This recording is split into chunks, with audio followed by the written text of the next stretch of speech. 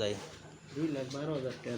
আসসালামু আলাইকুম সম্মানিত ভিউয়ার্স, আমরা এখন বরাবর তিনটা গরু দেখতে আসলাম।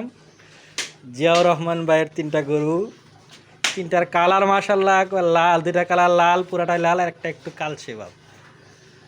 তো আমরা আনুমানিক ধারণা করতেছি ওজন হবে 6 মণ প্লাস। তো ভাই দাম হাঁকতেছে আনুমানিক 2 লাখ টাকা, 2,05,000, 10,000, 2,10,000। তো আপনারা দেখেন, আপনাদের কে কার কেমন মন্তব্য গরু সম্বন্ধে, দাম সম্বন্ধে কমেন্ট বক্সে অবশ্যই জানিয়ে দিবেন।